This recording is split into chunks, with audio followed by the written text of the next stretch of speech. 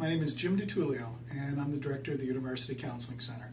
We've been asked to do these brief little video clips to help you to understand a little bit about our services. The University Counseling Center exists just for students. We only see students. We are a free service, so there's no student fees involved.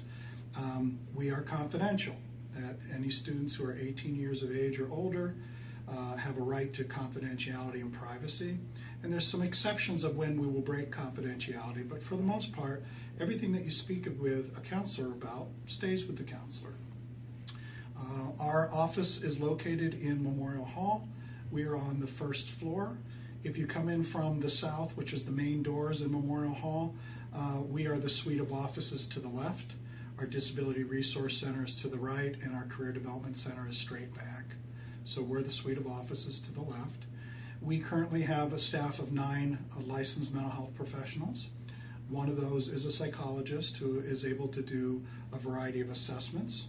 So if students might think they have a learning disability or want to have some type of psychological testing, we can have the psychologist do some assessments for that. Really, the bulk of what we do is personal counseling. As RAs, you are going to come across students who have a variety of concerns. Sometimes just being a listener is all that's needed, but sometimes you will get the sense that you're in a little over your head and that you could use some help. That's where we come in. So by you knowing about the Counseling Center, you could be a referral source and to help us be the eyes and ears to help us locate students who could use some help and then to help them to come here. If you're working with a student who has expressed a personal problem and you feel that they really could use some professional help with that, the way you frame it will be very important. So if I were to say to you, you don't need counseling, do you? That's automatically saying, whoa, and that's not going to be a very welcoming thing. My preference would be for you to say, you know what you're talking to me is pretty important, but it's a little bit beyond what I can do. I know of a place that we can get some help, that you could speak to somebody that can really help you. And here's where it's at. That's when you would plug the Counseling Center. As an RA, it might sometimes be good for you to bring the student here. And so if the student is in crisis and feels like they need to be seen right away, what we would ask you to do is to call the Counseling Center, identify yourself as an RA, and that you have a student that you would like to bring over. And you can then bring that student over and we will work them in as soon as we can. Our preference is to do that with an appointment, but we will see a student in crisis who comes to our front door. But again, our preference is to have a time frame set up to do that. If the student wants you to come into the session with them, that's fine, as long as the student says it's okay. I mentioned that really what we do, the bulk of what we do is personal counseling. Some of those concerns might be developmental concerns, such as a breakup of a relationship, being homesick, maybe the death of a family member, maybe parents are getting divorced and suddenly broke that news to a student.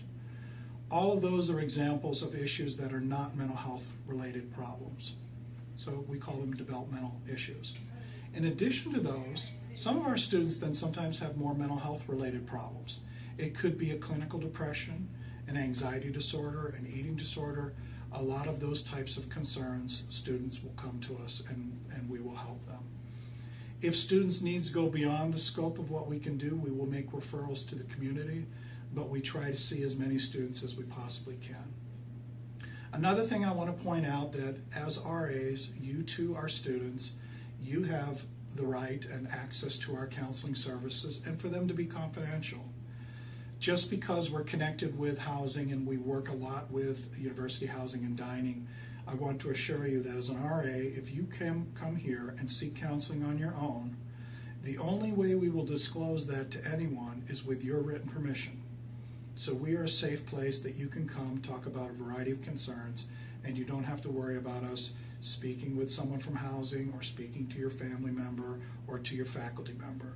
So we are a safe place for students. Again, we are free and we are confidential. If you have any questions, feel free to call me or anyone at the Counseling Center and ask those questions. If you're dealing with a situation that really feels over your head, I really urge you and encourage you to make sure you're keeping your direct report, your supervisor, in the loop. Let them know what's going on and what your recommendations are going to be. We can also serve as consultants both for RAs as well as ACDs, complex directors, anyone within housing that wants to just run a situation by us. But again, we would ask that you make sure that you keep your supervisor apprised of those situations that are of some concern. So I hope that I've covered the basics of the counseling center. I urge you to make referrals, help us to identify students in need, and help us to help students be successful by taking care of some of their personal concerns so that they can be good students. So again, thank you so much, and if you have any questions, give me a call.